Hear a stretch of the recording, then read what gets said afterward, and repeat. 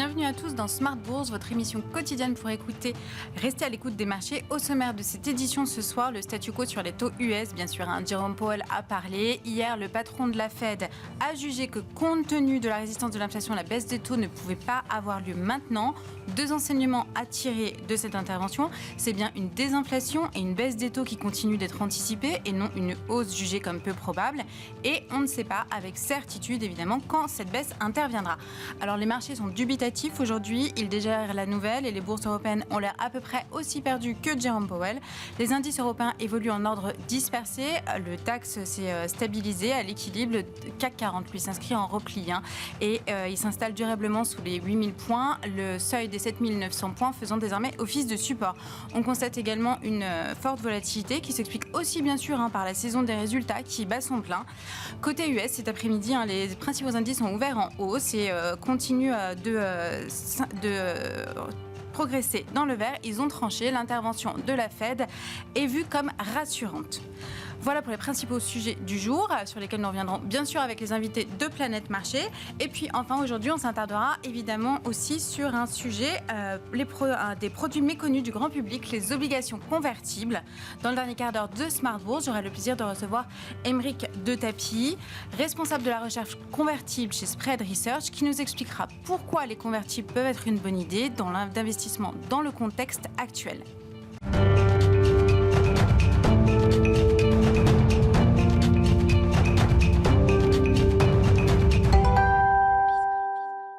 Mais tout de suite, avant d'accueillir les invités, retour sur les infos clés du jour sur les marchés. Tendance mon ami, chaque soir à l'ouverture de Smart Bourse avec Pauline Gratel. Les bourses européennes sont en ordre dispersé aujourd'hui et le CAC 40 est largement repassé sous la barre des 8000 points au cours de cette première séance du mois de mai en France. Hier, même si bon nombre de places boursières étaient fermées pour le 1er mai, ce n'en était pas moins une séance cruciale. La Réserve fédérale américaine rendait sa décision monétaire en laissant pour la 6e fois consécutive ses taux d'intérêt inchangés, évoquant une inflation plus persistante que prévu. La Fed a toutefois écarté l'hypothèse d'une hausse de ses taux directeurs. Du côté des résultats d'entreprise, Amazon publiait mardi après la clôture de Wall Street de solides résultats. Le groupe mise surtout sur ses services d'intelligence artificielle et sur la croissance d'Amazon Web Services. Chiffre d'affaires et bénéfices d'exploitation sont en grande hausse d'ailleurs pour ce dernier, plus 221% en glissement annuel. Du côté des centres d'appel, Téléperformance est en vedette aujourd'hui et caracole en tête du CAC 40 avec un titre qui bondissait de presque 20% à l'ouverture. Téléperformance fait état d'un chiffre d'affaires du premier trimestre meilleur que prévu, en hausse de 26%. Le groupe en profite pour confirmer ses prévisions de 2024. Or, indice phare du côté des spécialités minérales, Imerys rassure le marché en publiant un EBITDA en hausse et meilleur que prévu. Le marché applaudit cette publication et le titre est en hausse de 12% au sein du SBF 120. Dans le monde du paiement, Worldline est dans le peloton de tête du SBF 120 après avoir fait état d'un premier trimestre meilleur qu'attendu, avec un chiffre d'affaires en augmentation de 2,5% sur la période. Publication saluée donc, le titre prend plus de 10% au cours de la séance. Toujours dans l'indice SBF 120, Technip Energies fait état d'un premier trimestre solide avec des résultats conformes aux attentes et en hausse. Les nouvelles commandes sont en hausse de 19%. Le titre est en baisse aujourd'hui. Dans le secteur de la santé, Novo Nordisk publie des résultats supérieurs aux attentes avec un bénéfice qui bondit de près de 30% sur le T1 à 3 milliards d'euros grâce à ses traitements contre l'obésité et le diabète. Le groupe ajuste à la hausse ses prévisions. Cette publication ne suscite pas d'engouement particulier de la part des investisseurs. Toujours dans le secteur de la santé, Moderna publie un chiffre d'affaires supérieur aux attentes sur le premier trimestre. Par rapport à la même période l'an dernier, il est très inférieur, mais c'est normal parce que la demande de vaccins contre le Covid était plus importante qu'aujourd'hui. Les ventes de son vaccin ont d'ailleurs chuté de plus de 90%. En zone euro, les investisseurs ont pris connaissance du PMI manufacturier pour le mois d'avril qui stagne sous la barre des 50, même bien en dessous. Après 46,1 en mars, l'indice ressort à 45,7 au mois d'avril, très légèrement supérieur aux attentes du consensus. Demain, les investisseurs arbitreront les résultats d'Apple et de Coinbase publiés après la clôture de Wall Street ce soir. En France, les chiffres d'affaires de 2 banques pour le premier trimestre sont attendus, Crédit Agricole et Société Générale. Côté macro, les investisseurs prendront connaissance du rapport sur l'emploi américain pour le mois d'avril. En zone euro, le taux de chômage du mois de mars sera également publié. Tendance, mon ami, chaque soir, en ouverture de Smart Bourse, les infos clés du jour sur les marchés avec Pauline Gratel.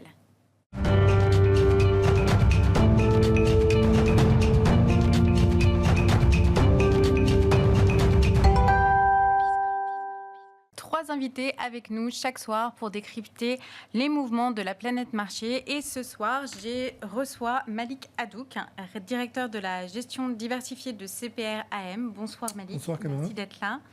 Merci également à Pierre-Olivier Béfi, gérant et chef économiste chez Boussard et Gavaudan. Bonsoir Pierre-Olivier. Bonsoir Clément. Et puis merci Alexandre Baradès, chef analyste chez IG. Bonsoir.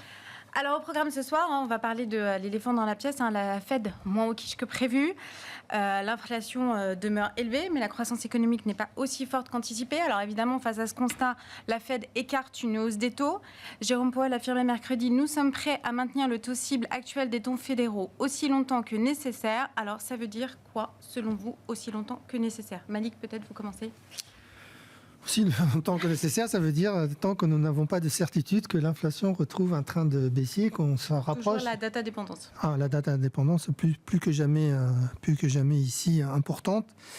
Et en tout cas, l'élément important hier soir, c'est qu'il a de facto indiqué qu'il n'y aurait pas de hausse de taux. Donc ça, c'est quelque chose de très important. Donc on reste dans un contexte de baisse de taux à venir.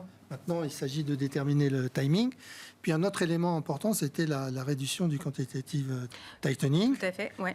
Ça va alléger aussi un peu la pression sur le marché obligataire, qui frôle encore les 5% sur le 2 ans. Mais ce que le marché action regarde, c'est le 10 ans, très précisément. Bien sûr. Et c'est là que les choses vont se jouer. Alors sur l'inflation, on doit se positionner aujourd'hui en disant clairement, est-ce qu'on pense que la déflation subit un arrêt ou est-ce que ça va repartir? Ou est-ce que ça va repartir? Alors quand on regarde la hausse des taux récente depuis le début de l'année aux États-Unis et en Europe, on remarque que cette hausse des taux est due principalement à la composante croissance plus qu'à la composante taux. Oui. Si on regarde les taux 5 ans et on les décompose entre inflation et croissance, on est plutôt 40% du côté croissance, un peu moins de 10-12% sur le côté inflation. C'est la même chose en Europe. En Europe, oui. Donc, ce qui a animé les marchés actions, en tout cas, et le marché obligataire, c'est ce repricing de la croissance qui n'était pas attendu, puisque je vous rappelle qu'en début d'année, on pressait tous une éventuelle récession à venir. Bien sûr, oui. Qui est aujourd'hui, a priori, totalement écartée. Même si les dernières statistiques US récentes montrent un fléchissement un peu de la croissance économique qui a un peu surpris. On en connaît les raisons. Il y a des importations qui ont beaucoup joué, qui indiquent que la demande reste quand même soutenue. Mais on a des indices manufacturiers et de services qui ont aussi rebaissé assez sensiblement. Et là, c'est plutôt un facteur positif pour l'inflation aux États-Unis, puisque la composante inflation avait monté essentiellement due à des facteurs de services aux États-Unis. Si elle ralentit, ça devrait en avoir un impact sur l'inflation. Donc on est, nous, plutôt dans le camp de dire que la désinflation, elle a subi un coup d'arrêt, mais elle ne s'est pas arrêtée pour le moment, et on tape toujours sur une baisse des taux de la Banque centrale américaine au cours de l'année 2024. D'accord. Pierre-Olivier, votre position? L'inflation, c'est une pause avant que de nouveau ça diminue ou c'est plus inquiétant que ça? Alors moi, sur l'analyse, oui, je suis un peu du même avis que Malik, mais après, moi, la grande question que j'ai, c'est combien de temps va durer la pause? C'est ça, voilà. Et aujourd'hui, c'est l'incertitude majeure là. Oui, alors en fait, on voit bien qu'il y a deux composantes. Il y a la composante d'inflation qui vient des biens, Hein. Ouais. Et celle-là, elle était plutôt négative, voire très modérée. Et là, elle est plutôt un peu en train de repartir parce que la Chine a refait un peu de stimulus. Tout à fait. L'Europe aussi, on a une petite amélioration cyclique. Ouais. On le voit à travers les statistiques de crédit. Donc je pense que l'inflation des biens, elle va rester modérée, mais malgré tout, elle va réaugmenter un tout petit peu. Et puis, ce qui a le plus gêné les banques centrales, je crois que c'est l'inflation des services. Et là, on voit clairement une dichotomie entre les pays où on a des énormes déficits publics et ceux où il y a déjà eu de la consolidation budgétaire. C'est-à-dire que dans les pays où il y a eu de la consolidation budgétaire, l'inflation des services, elle baisse. Alors que dans les pays où on a au contraire des déficits budgétaires très importants, eh bien, elle a tendance à être résiliente. Ouais. Voilà. Et je pense que c'est le cas des États-Unis. Hein. Alors, il n'y a pas que, je pense d'ailleurs qu'il y a plein de pays qui sont un peu, c'est un peu la fête foraine des déficits en ce moment. Mais enfin bon, aux États-Unis, on tablait, le CBO tablait sur 5,5% de croissance. Là, le FMI vient de sortir un rapport comme quoi il attend 5,5% de déficit public. Ouais. Là, on attend 8,8% de déficit public sur le FMI, qui a pris les prévisions du CBO, mais qui a ajouté d'autres hypothèses, notamment sur les charges d'intérêt. Hein. On est à la fin de l'argent gratuit, donc maintenant, ça commence à coûter beaucoup plus cher aux États d'être endettés. Voilà, donc ces charges d'intérêt pèsent sur les déficits publics. Alors ça, c'est pas le côté forcément très stimulant des déficits publics, mais en plus de ça, bon, on a encore l'IRA, on a encore beaucoup de programmes budgétaires qui sont expansionnistes. Et donc aux États-Unis, moi j'ai l'impression que cette année, on a encore beaucoup de stimulus, encore une fois embarqués. Je pense que l'inflation va rester assez résiliente encore une bonne partie de l'année. Voilà. Moi, je suis beaucoup plus inquiet pour 2025 parce que, au-delà des États-Unis, je pense que l'inflation, ça reste quand même un phénomène entre guillemets un peu mondial, même si l'économie américaine, c'est celle qui dirige un peu l'économie mondiale, on va dire ça comme ça. Mais on est quand même dans une année d'élections. Il y a 88 élections cette année, donc on savait que généralement, voilà, c'est pas le moment où on réduit les déficits. Voilà. Mais l'année prochaine, on aura énormément de pays qui seront dans leur première année après les élections. Et là, je pense qu'il va falloir prendre quelques mesures parce que malgré tout, les déficits sont vraiment trop élevés. Et je pense que c'est là les vrais risques. Et peut-être pour rebondir sur ce qu'a dit Malik, moi je pense qu'un des gros risques qui est sorti complètement du spectre, c'est quand même un ralentissement très marqué, voire une récession de l'économie mondiale. C'est sans doute pas le cas à court terme. On n'a aucun indicateur qui nous l'indique. Mais je pense pour 2025, ce scénario ne doit pas être complètement occulté. Et dans un marché où, par exemple, il faut regarder la distribution des risques sur les marchés obligataires, c'est assez clair qu'aujourd'hui, vous avez à peu près, disons, dans les proportions, 40% qui pensent qu'on a une légère pause dans la désinflation. Après, vous avez un peu plus plutôt vers 50% qui pensent que l'inflation va rester très forte, voire peut un peu réaugmenter. Ouais. La probabilité d'une récession, elle est pricée à moins de 5-6% dans les marchés. Oui. Donc, c'est un peu ça le danger. C'est assez écarté, ouais. Voilà. Et pour une fois, peut-être qu'il y aura un point d'entrée, notamment vers l'été, pour commencer à se poser des questions sur comment ça va être un peu long sur la duration, ou réévaluer les perspectives de baisse de taux, notamment pour 2025, sachant qu'aujourd'hui, par exemple, aux US, on a une baisse de taux pour la fin de l'année et 2 pour l'année prochaine. Mais si vraiment on a un ralentissement prononcé et que notamment le taux de chômage monte, je pense qu'ils peuvent être beaucoup plus agressifs pour baisser les taux. Voilà. Mais donc j'aurais tendance à penser qu'aujourd'hui, il ne faut pas trop se précipiter vers les baisses de taux cette année. Ouais. Ça risque d'être assez résilient encore au niveau de l'inflation. Par contre, 2025, c'est un vrai sujet d'interrogation pour moi. Après, c'est sans doute un peu trop tôt pour le jouer à ce stade-là. Alexandre, votre avis, vous, sur 2024-2025 ? Alors déjà, 2024, effectivement, ce qui fait que les marchés ont connu cette anormalie depuis octobre, c'est que la croissance a tenu bon et l'inflation, surtout en 2003, avait une cadence de ralentissement qui était très marquée. Ah oui, et Jérôme Powell l'a récemment dit, pas hier, mais dans une intervention il y a un mois de cela, même 15 jours, qu'il aimerait revoir les progressions qu'a réalisé l'inflation en 2023. Et ce qu'on voit effectivement, si on prend l'inflation PCE cœur, qui est la partie donc sous-jacente la plus surveillée par la Fed, en 4 mois de temps, on a ralenti de seulement 1%. Donc, c'est pas 1%, 0,1%. Donc, c'est anémique. Et ça, c'est un des problèmes qui fait que la Fed doit garder ses taux élevés. Et le risque qu'on peut avoir, c'est que jusqu'à présent, l'économie tenait bon par rapport au stimuli budgétaire qui est toujours en place et que, effectivement, l'effet de ces stimuli progressivement va commencer à ralentir, alors que la politique monétaire est bien restrictive. C'est ça que le marché, je pense, avait peut-être un peu perdu de vue ces derniers temps, c'est que c'est bien une politique qui est restrictive, mais il y a tellement d'impulses budgétaires en face que l'effet restrictif, on ne le ressent pas encore trop. Et quand l'impulse budgétaire va diminuer, ça va monter un peu plus fortement dans l'économie. Et le scénario boucle d'or, c'est qu'effectivement, la croissance tienne et l'inflation ralentit. Mais là, ça fait maintenant un bon trimestre, presque un trimestre et demi, qu'il n'y a plus de progrès sur l'inflation. Et les datas avancées, effectivement, ISM Service, on est plus proche des 50 que des 55 désormais. ISM manufacturier, il était pareil, toute la partie PMI était contractée aux États-Unis depuis quelques temps. On est sous les 50. Ouais. Voilà, et donc ça, c'est le risque, on commence à le voir un petit peu apparaître de ce côté-là, c'est qu'il faille plus de temps pour amener l'inflation à l'objectif, et que du coup, les taux restent élevés plus longtemps, mais avec des indicateurs avancés qui peuvent commencer à ralentir un petit peu. Et d'ailleurs, il y avait une question hier qui a été posée qui n'était pas anodine. Est-ce qu'à Jérôme Powell, est-ce qu'il pense qu'on va vers une stagflation? Parce que le mot est lâché, ça y est, voilà. C'est lâché. Alors, moi, je ne m'engouffrerai pas là-dedans, mais le fait de poser la question, c'est que les observateurs notent cet aspect indicateur avancé par rapport à une inflation qui fait peu de progrès. Et donc, Jérôme Powell, c'est un peu son job aussi. Il ne va pas dire oui, mon Dieu, je crée une stagflation, mais il écarte. Voilà, il dit pour l'instant. Il dit pour l'instant. On ne voit pas pourquoi. En projection, il a peut-être volontairement botté un peu en touche en parlant des datas court terme. Ensuite, il y a un autre élément qui, dans sa conférence de presse, je l'ai trouvé très et en même temps. C'est-à-dire qu'on ne sait pas trop quel côté il bascule. En décembre, c'est très clair. C'est pas sur quel pied danser, là, vraiment. Il y a un pivot. Ensuite, la résilience des données. Tous les speakers de la Fed, même les colombes, des Goolsbee ou autres, avaient commencé bien avant lui à dire attention, les bases de taux, c'est pas garanti pour cette année. Et c'était le seul qu'on attendait sur ce champ-là. Et il l'avait, il y a 15 jours, était dans cette rubrique-là en disant finalement, on n'est pas pressé de baisser les taux dans ce contexte-là. Et on s'attendait à quelque chose de la même nature hier, ce ton qu'il y avait il y a 15 jours, que les marchés n'avaient pas trop aimé d'ailleurs. Qu'on n'a pas eu. Et qu'on n'a pas eu. C'est-à-dire qu'il a réussi à alterner systématiquement des phrases un peu faucons avec des éléments colombes. Et donc c'est quelque chose de très très centré ce qu'on a eu hier. Et en même temps, il y a une phrase, il a vraiment dit que... je ne sais pas, le fameux je ne sais pas. Je ne sais pas si l'inflation va ralentir ou pas plus que ça, et donc si cela mérite une baisse de taux.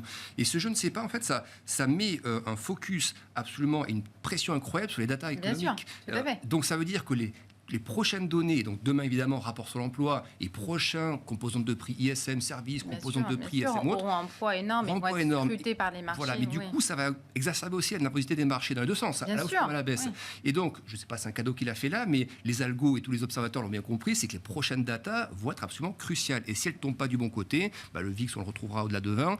Si par contre ça va du bon côté, je pense que les plus historiques on va les revoir assez vite aussi.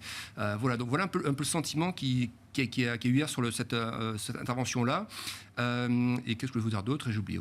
Mais voilà, ce que je retiens, c'est que je trouve que les marchés, en revanche, c'est ça, c'est que les marchés sont en train d'une séquence quand même depuis quelques jours maintenant, quelques semaines, qui est une séquence un peu plus méfiante. Où c'est l'incertitude et l'attention. Voilà, c'est pas de la grosse nervosité, mais je trouve, et je pense qu'il y a de quoi continuer dans ce schéma-là.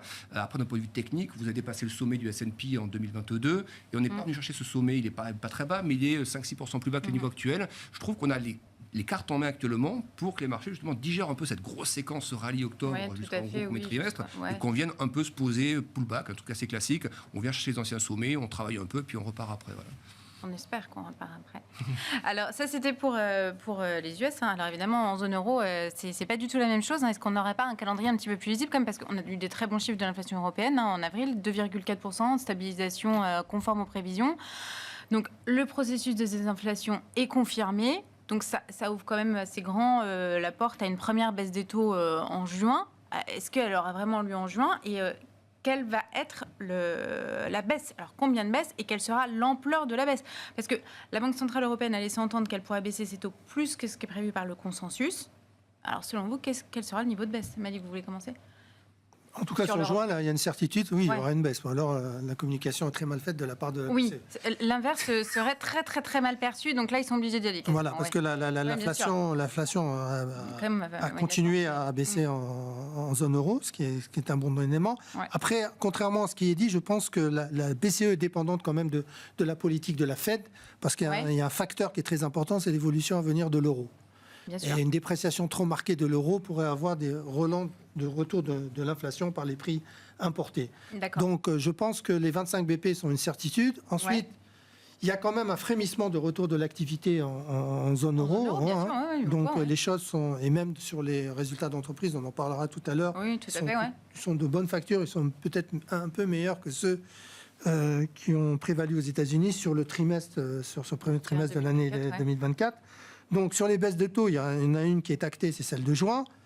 Ensuite, ça dépendra honnêtement de la politique de la Fed. Je pense que malgré tout ce qui se dit, ils sont prisonniers de ce que la Fed pourrait faire dans les mois à venir. Si la Fed ne baisse pas ses taux, je pense que la BCE n'ira pas forcément plus rapidement dans la baisse des taux, à moins qu'on ait une dégradation des situations économiques. D'accord. Et d'ailleurs, la situation, là, pour revenir un peu sur les US, je pense qu'il y a un marché que la Fed regarde avec attention, c'est le marché du travail, c'est l'évolution à venir. Bien sûr, ouais. Parce que hier, il a plusieurs fois mentionné le fait que si le marché du travail venait à se dégrader, il baisserait les taux. Oui. Donc, est-ce qu'ils ont des indications ou pas? Non, c'est pas En tout cas, sur le marché du travail aux États-Unis, on voit que le taux de démission a complètement plongé. Ouais. Donc les gens sont plus enclins à rester, dans leur job. dans leur job. Donc il y a des indications sur le marché du travail qui commencent à montrer qu'il y a aussi un ralentissement qui pourrait s'opérer dans les semaines à venir. On pourrait avoir un taux de chômage qui remonte progressivement. Sur les salaires, il n'y a pas de sujet. Parce que ce soit en Europe ou aux États-Unis, je ne vois pas de pression salariale qui viendrait réalimenter la thèse inflationniste. Donc en Europe, c'est vraiment la situation économique. Donc oui, une baisse des taux en juin, et on pourrait en avoir une deuxième s'il y avait des éléments qui permettaient à la BCE de penser que la Fed pourrait agir. Pourrait baisser elle aussi, d'accord. Votre avis, Pierre-Olivier, vous? Oui, moi, si j'avais un scénario, je dirais qu'ils vont le faire en juin, et puis ils vont essayer un meeting sur 2, voilà, en essayant de voir un peu à chaque fois, justement, le taux de change. Je pense que toutes les banques centrales, notamment même dans les pays émergents, c'est un peu leur problème. Moi, je reviens notamment du Mexique et d'Amérique latine. Bon, c'est pareil, ils voulaient tous baisser les taux, mais maintenant, ils se disent, mince, mais si on baisse trop les taux, on va envoyer nos devises à la cave, donc c'est pas très bien. Donc, et on voit d'ailleurs qu'il y a beaucoup de pays qui ont des problèmes avec ça. Le Japon, on commence à avoir des interventions. Si le dollar s'apprécie trop, ça va être un peu trop gênant. Et c'est quand même dans la tête de tous les investisseurs qu'il y a quand même une divergence au niveau des politiques monétaires. On l'a vu récemment avec le franc suisse qui s'est beaucoup déprécié parce qu'ils y sont allés les premiers. Voilà, donc le marché est très sensible à ça.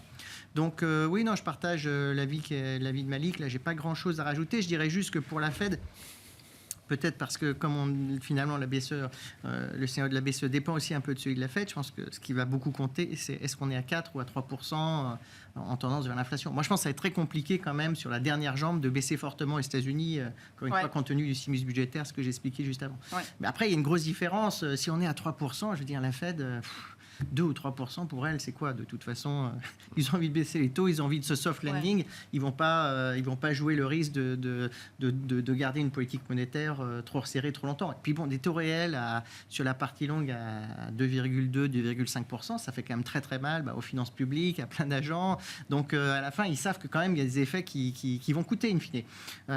Donc je pense que voilà, c'est ça qu'il faut regarder. Je pense que le prochain chiffre d'inflation aux US est important. Moi, je pense qu'il peut j'avais une vue que l'inflation pouvait un peu être résistante à partir du mois de février, être au-dessus des attentes. Je pense que sur le prochain chiffre d'inflation qu'on va avoir, je crois que c'est le 13 mai, je crois, le prochain chiffre d'inflation aux États-Unis.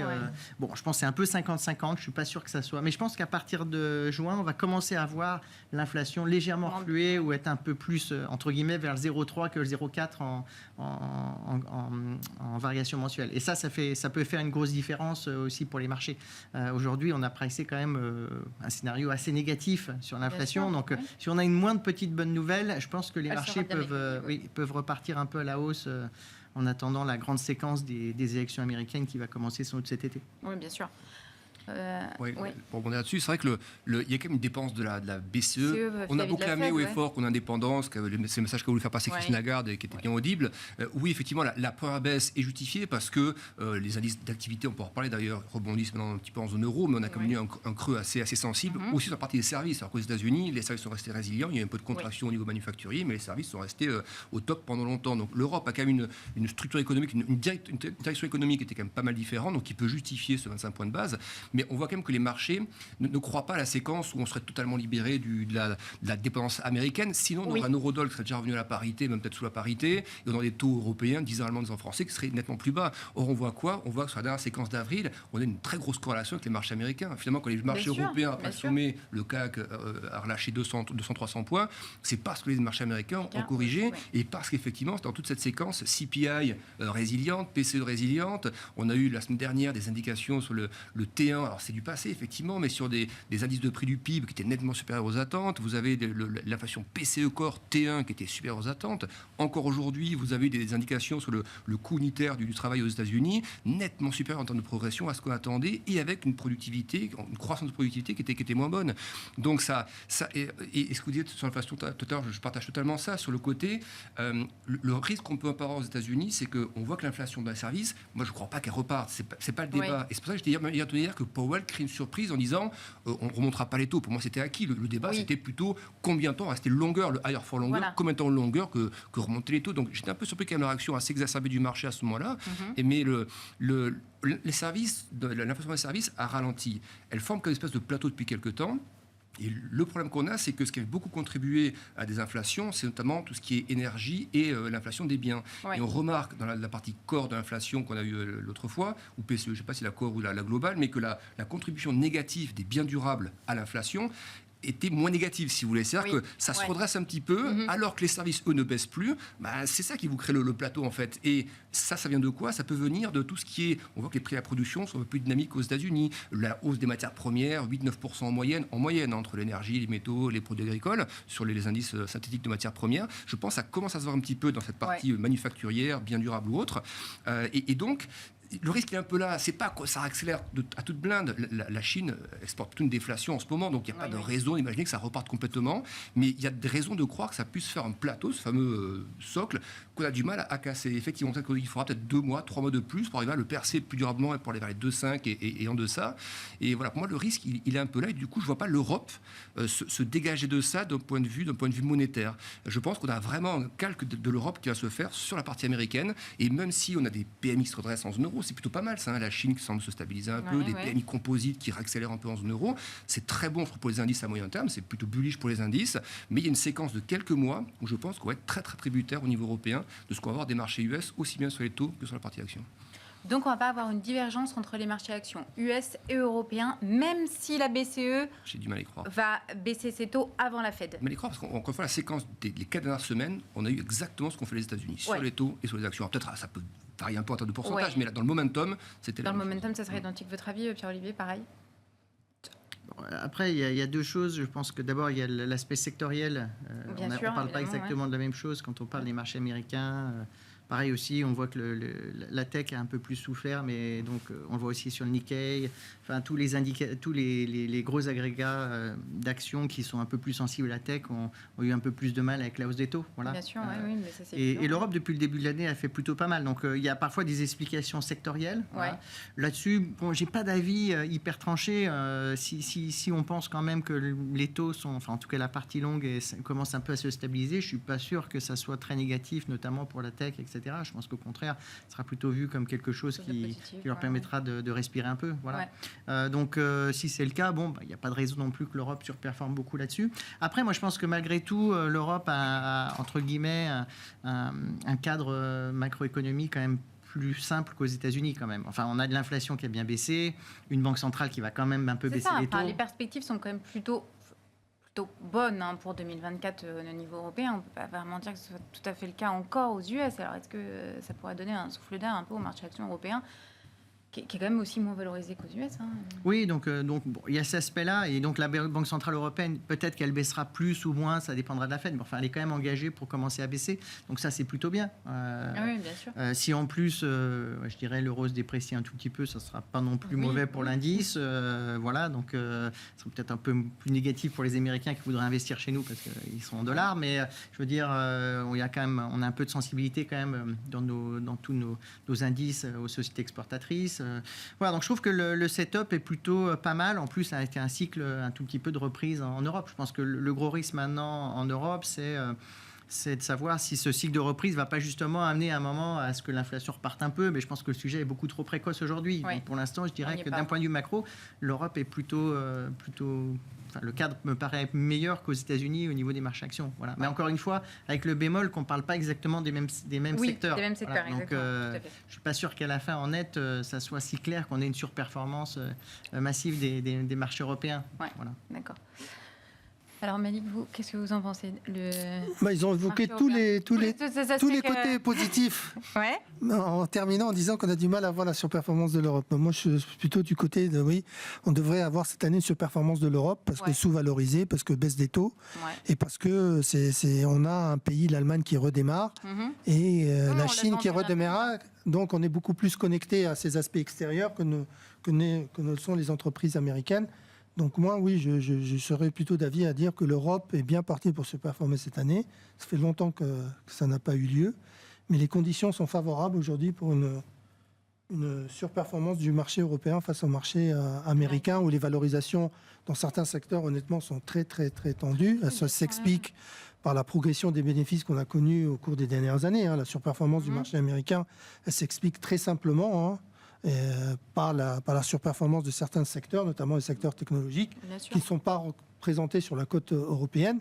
Mais là, si on a une reprise qui s'amorce en zone euro, ça devrait permettre aussi aux valeurs cycliques de rebondir et de permettre à l'Europe de continuer sa surperformance. C'est ça, tout à fait. Et l'élément important, c'est l'effet aussi de vis qui a été mentionné, qui devrait jouer en faveur jusqu'à un certain point, parce qu'à partir d'un certain moment, ça va jouer en défaveur de la zone euro. Donc si on s'apprécie autour de 1,05, c'est pas dangereux à ce niveau-là. Si on repart vers la parité, là, ça devrait devenir un peu plus compliqué, parce qu'on révisera aussi à l'impact de la hausse des coûts pour les entreprises européennes. Bien sûr.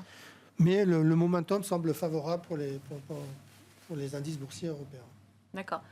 Pierre-Olivier, vous, du coup, vous voyez des secteurs qui pourraient tirer parti d'une baisse des taux, là moi, il y a des prises de bénéfices sur la tech, quand même. Alors, Oui, bien sûr. Alors, bon, la tech, je ne sais pas. Moi, les secteurs que j'aime beaucoup en Europe, c'est d'abord les bancaires. Ouais, je trouve que les bancaires, la performance est très bonne, mais là, pour le coup, on est aussi à des valorisations. Je pense que c'est un peu comme ce qui s'est passé au Japon. Si on regarde sur le marché japonais, sur ce qui s'est passé sur les bancaires, on part quand même d'une zone où structurellement, on parlait de déflation. Bon, là, la déflation, il faut oublier. Je veux dire, on va plus retourner à des niveaux d'inflation faibles ou voire négatifs. Je veux dire, c'est pas possible. Donc, rien que ce spectre-là donne en plus une dimension structurelle assez favorable aux bancaires. Et en plus, donc ça, on part donc de valorisation très, très faible. Et puis en plus de ça, le crédit est en train de repartir, le crédit domestique est en train de repartir. Donc ça, c'est très très bon pour les bénéfices des banques. Donc, alors généralement, les gens se disent oui, en plus ça hedge contre la hausse des taux si ça continue. Voilà, en tout cas sur la partie longue. En plus, et si on a un peu de baisse sur la partie courte, de toute façon, on sera très content parce que les volumes de crédit vont repartir. Donc net, je trouve que par exemple, c'est typiquement un secteur que j'apprécie énormément. Voilà. Après, il y a d'autres thématiques. Je pense que la thématique de la défense aussi, c'est pas nouveau, mais bon, chaque fois qu'on regarde ça, on dit bon, ça a déjà bien monté, mais enfin, ça continue de monter. Voilà. Donc je pense que pour moi, c'est toujours un peu pareil aussi. Enfin, si je fais un peu le contrepoids à Malik, ce qui me gêne juste sur l'aspect surperformance de l'Europe, et encore une fois, c'est qu'il y a toujours ces biais sectoriels qui troublent un peu l'analyse. Parfois, c'est un peu gênant. Et puis la deuxième chose, c'est que je pense que c'est un thème où les gens étaient très sceptiques en fin d'année dernière, qui a commencé à s'installer finalement de manière aussi plus forte depuis un trimestre, parce qu'on a vu que l'Europe commençait à superformer. On a vu des flux arriver aussi. Donc, du coup, on s'est dit, bon, c'est le début de quelque chose. Et donc, la narrative s'est un peu aussi mise dans le marché. Et donc, c'est toujours un peu ça qui me gêne d'un point de vue tactique aussi, de me dire, faire peut-être un peu attention, qu'il y a peut-être déjà un peu de consensus un peu là-dessus. Donc, voilà. Mais bon, ça reste... Il y a la dynamique quand même des résultats d'entreprise qui sont de meilleures factures qu'attendues en Europe. Et puis un second élément, si je peux me permettre, c'est le rachat d'actions, qui aujourd'hui en Europe est en train d'accélérer. C'est un facteur qui a soutenu pendant longtemps aux États-Unis, et cette année est en train d'accélérer en Europe. Les entreprises se mettent de plus en plus à racheter leurs actions, ce qui va soutenir aussi le cours. Mais le point le plus important pour moi, c'est la dynamique des bénéfices d'entreprise. D'accord. On a accéléré au cours du trimestre, bonne saison des résultats, avec des marges qui malgré tout se sont maintenues, alors qu'on avait beaucoup de craintes sur l'Europe. On avait moins de craintes sur les États-Unis, mais en Europe, on a eu des résultats de bonne facture. Bon, il y a bien sûr certaines entreprises qui ont été lésées par d'autres éléments, mais au global, il y a eu une révision à la hausse des perspectives bénéficiaires sur l'Europe.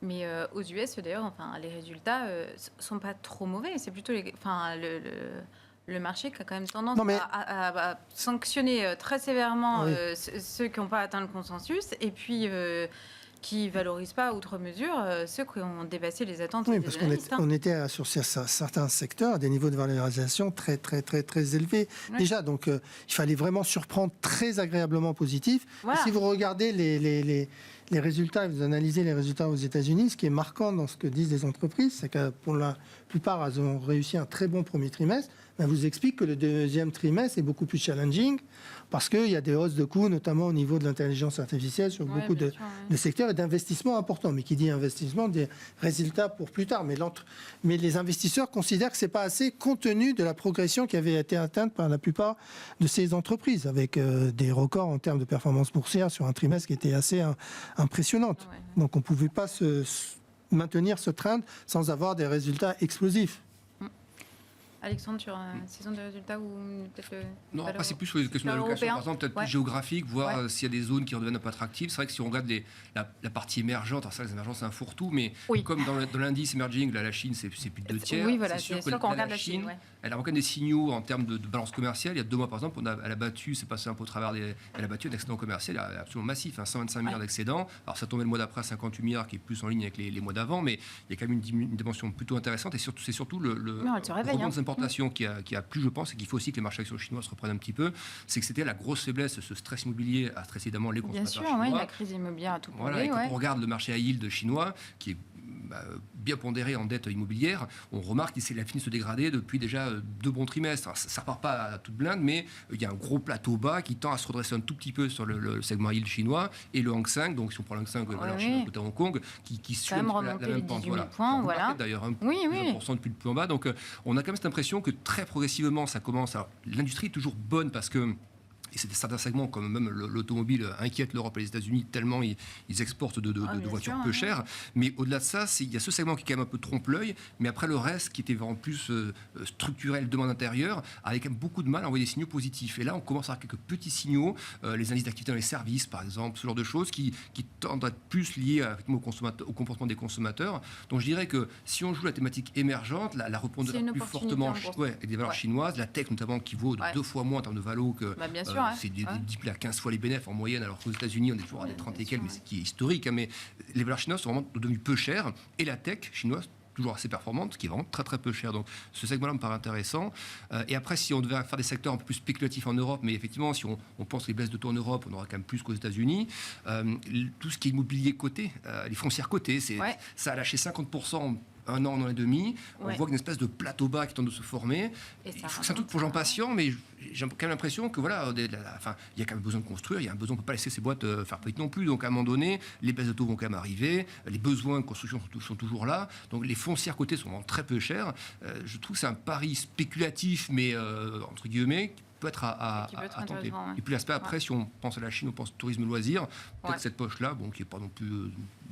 elle est ni très chère, ni pas chère, mais je trouve que je vois pas pourquoi on vendrait le tourisme loisir sauf si récession américaine qui venait vraiment pointer le bout du nez. Mais si on prend que la thématique Europe-Chine, les valeurs européennes d'un tourisme loisir, je trouve qu'elles seraient plutôt à travailler à la hausse qu'à la baisse en ce moment. D'accord. On va parler de l'or peut-être maintenant. Alors, toujours au sommet. Si je peux parler sur la Chine, je suis totalement d'accord, puisque moi, c'était mon dada, la Chine, depuis le début de l'année. Donc je suis assez content de ce qui se passe. Maintenant, c'est peut-être le moment de switcher, d'aller sur les valeurs locales qui n'ont pas bénéficié du rallye qu'on a assisté sur les valeurs technologiques, parce que c'est le HCCI qui a progressé de plus de 25% par rapport à ses plus bas. C'est un des meilleurs performants aujourd'hui en Asie avec Taïwan. Mais les valeurs locales chinoises, si on peut investir dessus, aujourd'hui sont attractives, parce qu'il y a tout un pan, notamment ce qui a été mentionné sur l'immobilier qui s'est stabilisé. Mais le gouvernement a tout fait. Ce qui est bien dans l'histoire, c'est que personne ne croyait au fait que le gouvernement avait la volonté à un moment donné d'arrêter la baisse de ce marché, parce que tout le monde disait que étant un gouvernement communiste, il ne s'occupait pas de la richesse des Chinois. Mais là, il s'est rendu compte que quand même, il y avait un incident important sur la consommation des Chinois. Donc il a stabilisé le marché. Ça a pris du temps, mais il a réussi à la stabiliser. Il y a eu des flux énormes. Ce n'est pas les étrangers, encore une fois. C'est les acteurs locaux qui ont investi pour soutenir le marché. Et puis il y avait des niveaux de valorisation qui étaient au tapis, notamment sur valeurs technologiques, qui se traitaient à 8 fois, alors que c'est des entreprises vivantes. Alors le seul risque de la Chine, c'est les sanctions américaines, encore une fois. Oui, bien sûr, parce qu'il y a quand même ça, une on grosse peut pas. incertitude. On sait L'évolution pas de la géopolitique aussi. C'est pas qu'il sera élu en novembre. Hein. Voilà.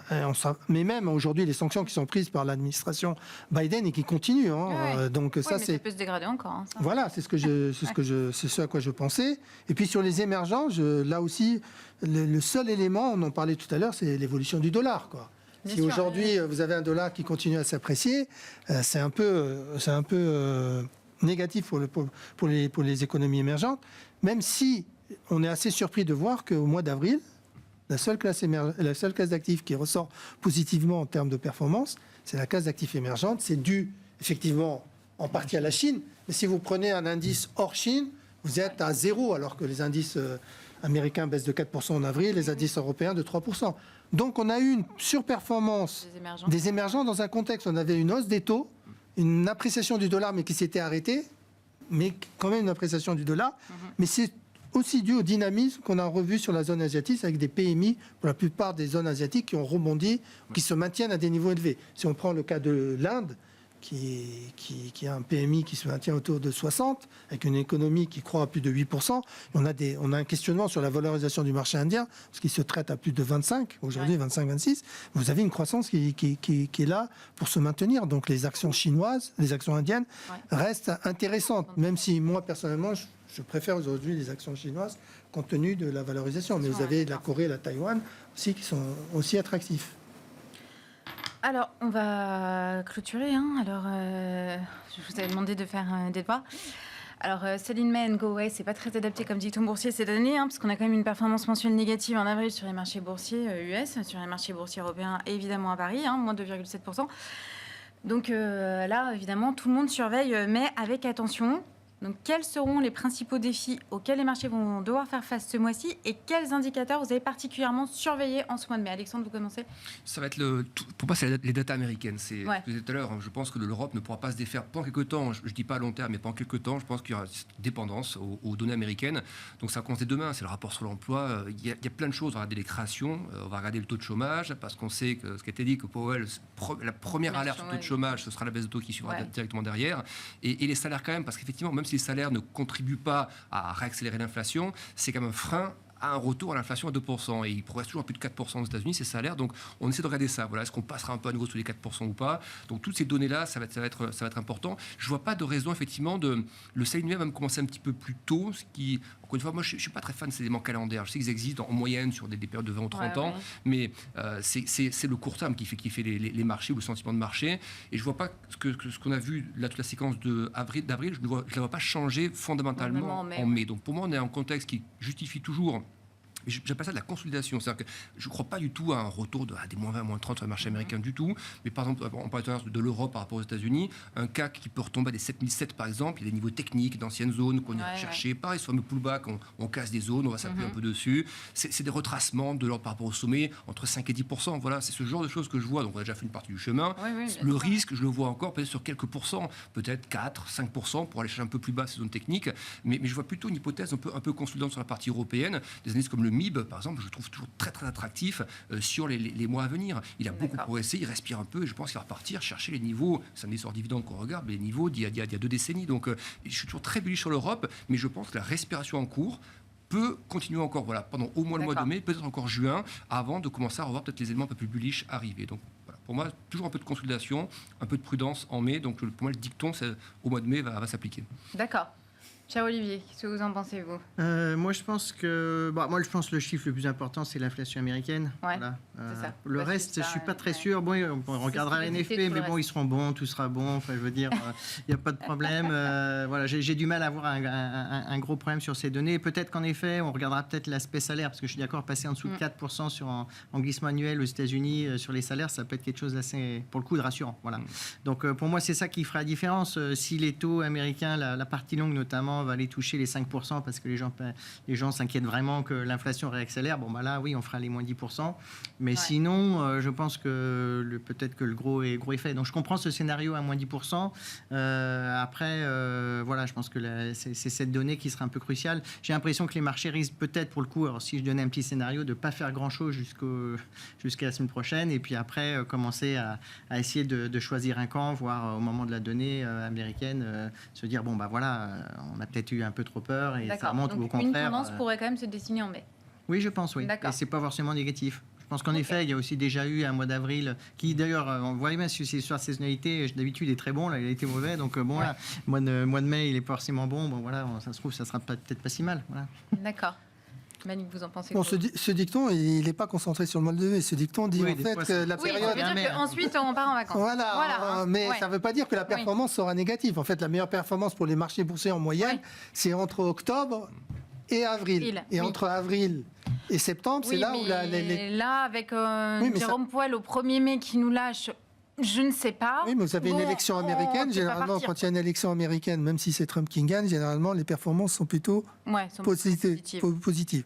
Donc là, ce que ça veut dire, c'est que les performances qu'on a connues, on ne continuera pas sur ce même trend. Et je suis d'accord qu'il y a une consolidation qui est en train de se mettre en place. Mais moi, ce que je regarde, c'est le chiffre de l'inflation, parce que c'est lui qui va dicter si sur le taux 10 ans, on va aller vers les 5%, qui est un niveau où là, c'est un niveau d'alerte pour les actions. D'accord. Parce que ça remet en cause des niveaux de valorisation, ça remet en cause beaucoup de choses. Donc ça, c'est vraiment, on est data dépendante sur l'inflation américaine et sur le fait qu'on n'ait pas aussi des chiffres qui se détériorent très rapidement aux États-Unis, mais d'un autre côté, ça contrebalancera l'effet négatif puisqu'on aura une baisse des taux et là, on anticipera une baisse des taux à venir. Donc le chiffre le plus important aujourd'hui, parce que le marché est centré là-dessus, c'est l'inflation américaine. D'accord, ok.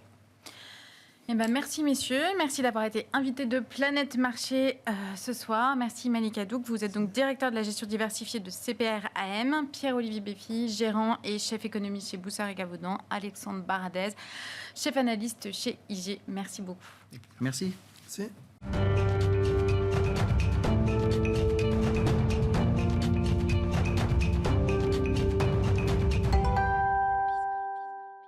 Le dernier quart d'heure de Smart Bourse, c'est le quart d'heure thématique et ce soir, on parlera obligations convertibles avec Aymeric de Tapie, responsable de la recherche convertible chez Spread Research, que j'ai le plaisir d'accueillir sur le plateau. Bonsoir Aymeric. Bonsoir Clémence. Merci d'être là. Alors, avant toute chose, peut-être qu'on va commencer pour essayer de poser le tableau. Qu'est-ce que c'est qu'une obligation convertible ? Qu'est-ce que c'est une obligation convertible ? Alors c'est un marché qui est assez confidentiel. On parle de 300 milliards de montants de capitalisation, 70 milliards en Europe. Pour donner une comparaison, 70 milliards, c'est un peu moins de Safran, c'est un peu moins que Schneider, qui ont toutes deux d'ailleurs des convertibles en termes de taille, c'est pour ça que je les cite, c'est pas innocent. C'est 4 fois moins que LVMH, qui est aussi présent dans le marché des convertibles. Voilà, donc on parle beaucoup des convertibles sur des biais de croissance, mais vous voyez que ce sont quand même des gros mastodontes qui sont présents dans le marché. Une convertible, c'est quoi ? C'est un instrument de dette. Donc ça permet à une société de se financer et donc de trouver une réponse de financement comme elle pourrait l'avoir comme une obligation traditionnelle. Donc ça fonctionne principalement comme une dette traditionnelle, avec les risques obligataires, avec les opportunités de resserrement des crédits spread, donc les taux, les coupons qui sont payés régulièrement, les maturités. Et puis, on a ce petit twist optionnel qui apparaît souvent comme un gros mot. Voilà, qui fait toute la caractéristique du convertible. Toute la caractéristique du convertible, et en fait, qui est, je pense, un problème de riche si jamais on entend bien que c'est un instrument de dette. Si jamais on commence à parler de cette sensibilité action, cette fameux tilt un peu à la hausse, on est en train de parler en fait d'une surperformance potentielle comparée à l'univers obligataire traditionnel. Bien sûr. Et donc on le voit d'ailleurs historiquement dans les graphiques. Donc ça, c'est comme ça que fonctionne et c'est comme ça que doit être compris une convertible. C'est une dette sur laquelle on a ce petit twist potentiel à la hausse. D'accord. Et alors, du coup, vous nous avez dit les principales caractéristiques du marché, c'est un tout petit marché qui est très diversifié. Alors, quels sont les secteurs qui peuvent être les plus représentés ? On a des secteurs comme le secteur du e-retail, par exemple. Bon, c'est un secteur que je me suis approprié ou nommé, enfin, en tout cas comme ça, parce qu'il était un peu particulier et très présent dans notre univers. Donc, de facto, il va offrir une très grande diversification à l'investisseur aussi. Ça, c'est important à retenir. Je citais LVMH, on a aussi L'Oréal qui est présent dans cet univers, mais ensemble, c'est la 14e plus gros secteur. Donc vous voyez, c'est un secteur qui est assez petit dans notre univers. Le e-retail, c'est le premier secteur. Le deuxième secteur, c'est les semi-conducteurs. On a des industriels. On a Rheinmetall ou Safran, par exemple, dans le secteur de l'aéronautique et de la défense, qui sont aussi très présents dans notre univers. Donc on voit que c'est un univers qui offre une très belle diversification quand on le compare à l'univers action traditionnel, même à un univers obligataire autre. Oui, tout à fait. Alors, quels sont les avantages? Parce qu'évidemment, si on fait des obligations convertibles, c'est bien qu'il y a un avantage. Il y a un avantage pour l'émetteur, il y a un avantage pour l'investisseur. Alors, quels sont les avantages déjà pour l'émetteur? Alors, l'émetteur, multiples. Vous comprenez bien que c'est un moyen, c'est une dette. Donc, c'est un moyen pour une société de se financer. De se financer sur une classe d'actifs différente de celle qu'elle a par ailleurs. Obligations traditionnelles, prêts bancaires, des marchés obligataires périphériques, où on peut appeler comme ça, par exemple les Schuldschein, je pense à ça. Bon, voilà. Bon, et vous avez les convertibles. Donc vous avez accès à une classe d'actifs et d'investisseurs particuliers. Les avantages, ça va être un coupon moindre, puisque vous avez ce fameux twist action potentiel. Donc en échange de ce twist action potentiel, l'émetteur paiera un petit peu moins de coupons. Voire beaucoup moins de coupons. Ça va être fluctuant en fonction de l'environnement de marché. Dans un marché avec des taux relativement élevés comme ceux que l'on connaît actuellement, on peut dire qu'on est 2% en dessous de ce que l'émetteur pourrait avoir. Attention, c'est à mettre en relatif avec la qualité de l'émetteur, etc., la maturité, enfin, tout un tas de choses. Comme une obligation traditionnelle. Mais c'est quand même moindre. Vous n'avez pas forcément des covenants, ou vous n'avez pas autant de covenants que ce que vous pourriez rencontrer dans le cadre d'un prêt bancaire ou d'une obligation traditionnelle. Ça, c'est aussi un autre avantage. Et c'est très important. Chez Spread Research, on a une équipe d'analystes crédit qui étudie au laser tous les covenants associés à ces dettes obligataires traditionnelles. Donc vous voyez que c'est quand même pas un avantage moindre pour un émetteur. C'est pas forcément un émetteur noté. 50% de la classe d'actifs n'est pas notée. 50% c'est important, ça ne veut pas dire que ce sont des notations pourries au bout de la chaîne. On estime qu'à peu près 50% de cette partie-là, ce sont des émetteurs de qualité, très comparables à ce qu'on appelle les investment grade, donc triple B- et au-dessus. Vous avez un délai de placement qui est relativement court, ce qui d'ailleurs est souvent porté par les investisseurs comme étant un désavantage pour eux, parce qu'ils ont quelques heures en fait. Vous avez l'annonce qui est faite le matin avant l'ouverture, vers 7 heures du matin, ou alors le soir après la fermeture, et vous étudiez le dossier. Si c'est un serial émetteur, c'est-à-dire un émetteur qui était déjà présent, ça peut aller assez rapidement, mais lorsque c'est un nouvel émetteur, vous comprenez bien qu'il y a quand même un branle-bas de combat généralisé au sein de l'équipe pour pouvoir comprendre dans quoi est-ce qu'on va investir. Donc on parle de quelques heures de placement, ce qui est un avantage non négligeable pour l'émetteur. Bien sûr, tout à fait. Parce qu'il va pouvoir optimiser les conditions de marché une fois qu'il aura obtenu l'autorisation de l'Assemblée générale de pouvoir émettre une convertible du fait de la dilution. Et j'en parle juste dernière 30 secondes là-dessus. Souvent, les émetteurs voient cette dilution comme un frein pour émettre de la convertible. Sauf que une convertible, le twist, la dilution ne va pas avoir lieu à un niveau action actuel. Il va avoir lieu avec 30% au-dessus. Donc, on parle de 30% au-dessus des cours actuels. Donc, c'est une dilution qui est quand même avec des niveaux actions un peu plus élevés, une augmentation de capital assez intéressante. Je pense que c'est ce qu'on appelle solidifier le bilan, d'une certaine façon. Et si jamais ça n'a pas lieu, alors l'émetteur aura bénéficié de tous les avantages que j'ai cités pour un certain nombre. Et le dernier avantage, ça va être aussi la possibilité pour un émetteur de sortir tout ou partie d'une participation. Par exemple, Wendel récemment a émis une échangeable en Bureau Veritas, 750 millions, donc c'est quand même pas un petit montant. Et c'est une opération qui a été faite en parallèle avec un placement action. Ils ont placé les actions avec une décote et ils ont placé 750 millions d'échangeables Bureau Veritas Wendel en Bureau Veritas avec une prime de 25%. Vous voyez la différence quand même, 25%. Donc c'est quand même pas négligeable, je pense aussi, pour un émetteur de pouvoir avoir cet outil-là. Et puis pour les investisseurs. Les investisseurs, on parle souvent, et c'est toujours d'actualité, on parle souvent en fait du paradigme des convertibles. Un profil de performance équivalent à celui des actions avec un tiers ou moitié moins de vol de celui des actions traditionnelles. Les actions traditionnelles, ça génère entre 5 et 7% par an depuis la nuit des temps. Bon, avec un profil de risque qui oscille entre 12 et 16% de volatilité à travers les temps. Les convertibles, c'est entre 4 et 5% par an depuis la nuit des temps, avec un profil de risque équivalent à 6 à 8%. Et il n'y a pas forcément une association. Quand je dis un tiers à la moitié, c'est vraiment le cas.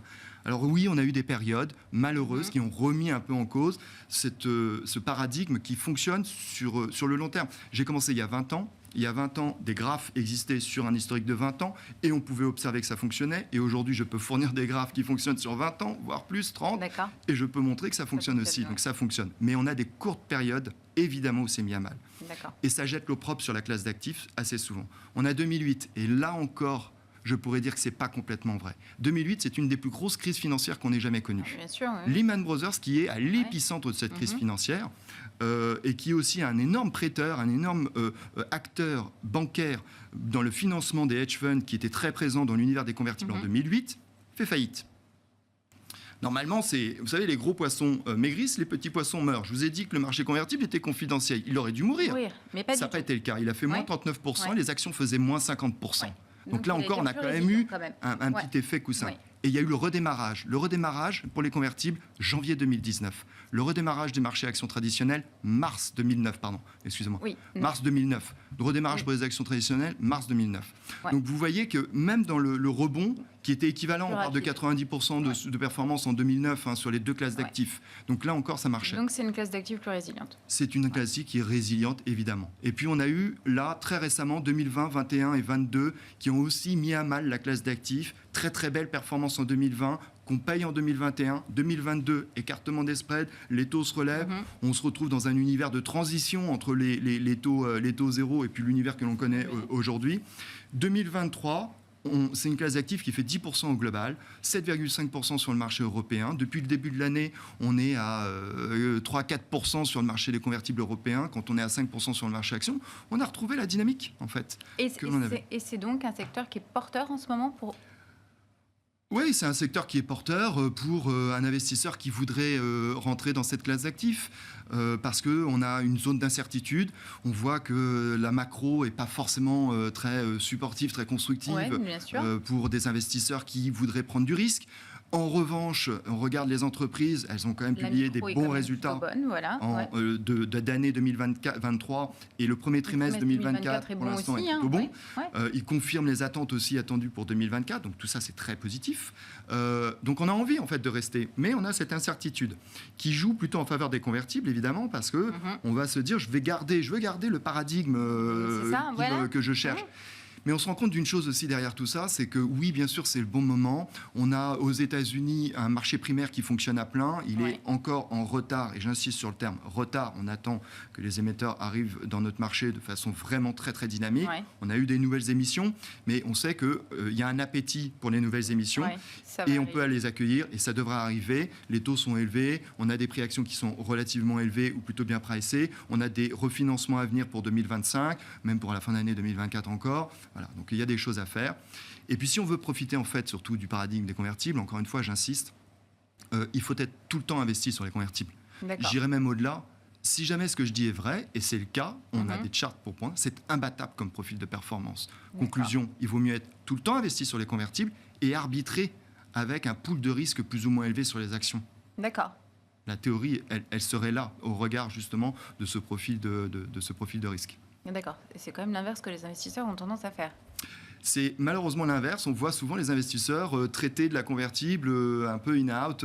Oui, effectivement, et c'est dommage parce que ça met à mal justement cette classe d'actifs. On a un indicateur qui est l'indicateur de cherté ou de décote. Et c'est tellement complexe comme univers qu'on a un indicateur de valorisation qui s'appelle pas PE, V sur EBITDA ou Credit Spread ou Relative Value et des choses comme ça. C'est décote ou cherté. Et donc, c'est très lisible. Et en ce moment, on est sur un marché qui est relativement bien pricé. D'accord. Et alors, si on veut rentrer, comment on peut se positionner ? Il y a des fonds traditionnels qui permettent de le faire ? Bien sûr, on a une foultitude de fonds traditionnels qui peuvent le faire, qui sont présents dans ce marché depuis 20 ans. Je les connais depuis 20 ans. Tous ces chers gérants, c'est une famille en fait, vraiment. C'est un univers qui est particulier, qui a cet avantage d'avoir une certaine promiscuité avec les émetteurs, entre les banques. Donc, il y a une attente pour faire en sorte qu'on puisse vraiment offrir les meilleurs solution pour des investisseurs finalement en finale de toute cette chaîne de production. Vous pouvez y aller, vous pouvez investir sur des fonds européens, des fonds globaux. Ils existent depuis très longtemps, je pense par exemple à vous avez Groupama, Rothschild, la financière de la Cité, ce sont des fonds qui existent depuis 1996 ou 2006, sont les gérants. Donc il y a quand même un track record important, des gérants très connus, avec une très forte expertise. On peut y aller. Oui, bien sûr. Merci Émeric pour votre éclairage sur ces produits encore peu connus. Alors Émeric de Tapies, responsable de la recherche convertible chez Spread Research, était l'invité de Smart Bourse ce soir.